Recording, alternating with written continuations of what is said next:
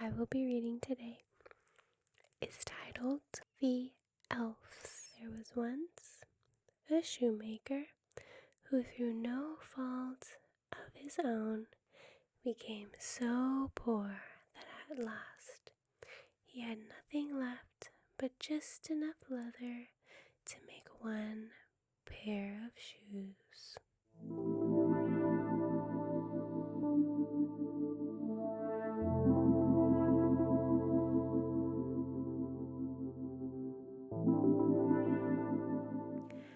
Hello everybody, hello. Today I will be reading Grimm's fairy tales.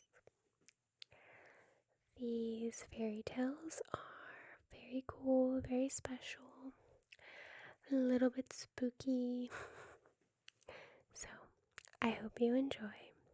The first fairy tale I will be reading today is titled The Elves.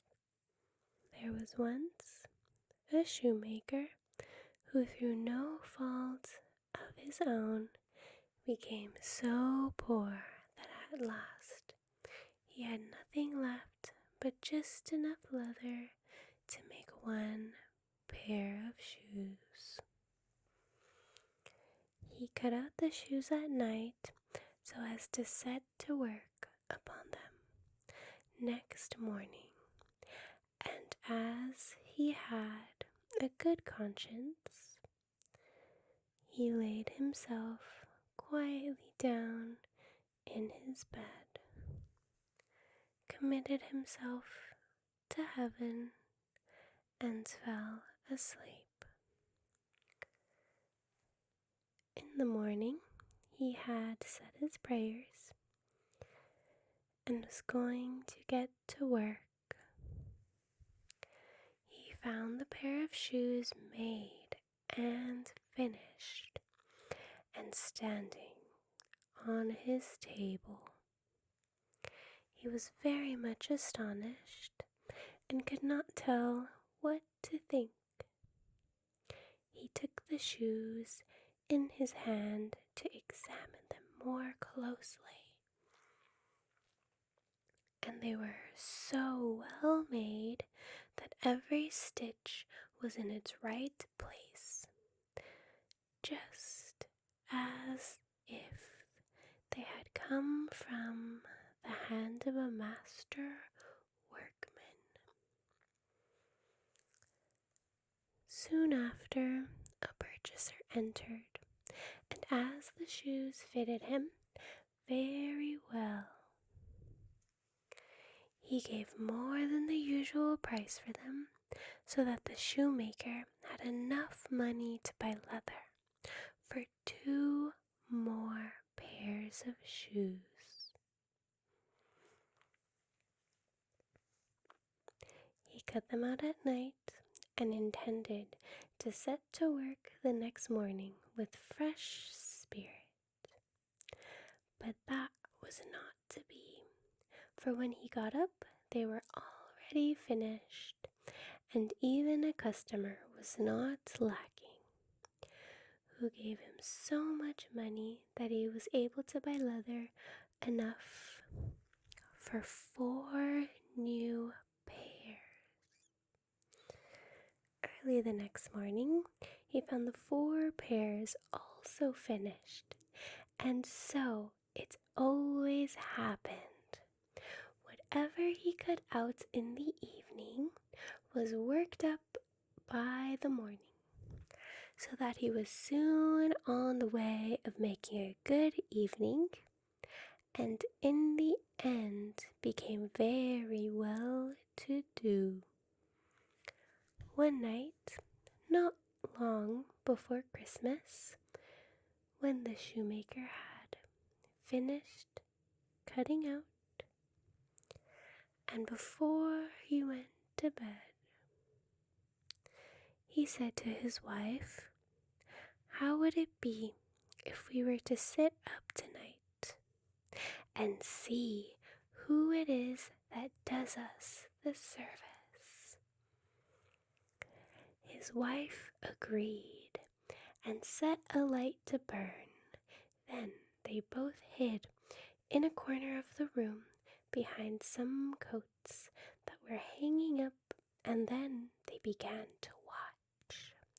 As soon as it was midnight, they saw come in two neatly formed, naked little men who seated themselves before the shoemaker's table and took up the work that was already prepared and began to stitch, to pierce, and to hammer so cleverly and quickly with their little fingers that the shoemaker's eyes could scarcely follow them. So full of wonder was he. And they never left off until everything was finished and was standing ready on the table, and then they jumped up and ran off. The next morning, the shoemaker's wife said to her husband, "Those little men have made us rich, and we ought to show ourselves grateful. With all their running about and having nothing to cover them, they must be very cold. I'll tell you what, I'll make little shirts, coats, waistcoats, and breeches for them, and knit each of them a pair of stockings. And you shall make each of them a pair of shoes." The husband consented willingly, and at night, when everything was finished, they laid the gifts together on the table. Instead of the cut-out work, and placed themselves so that they could observe how the little men would behave. When midnight came, they rushed in, ready to set to work.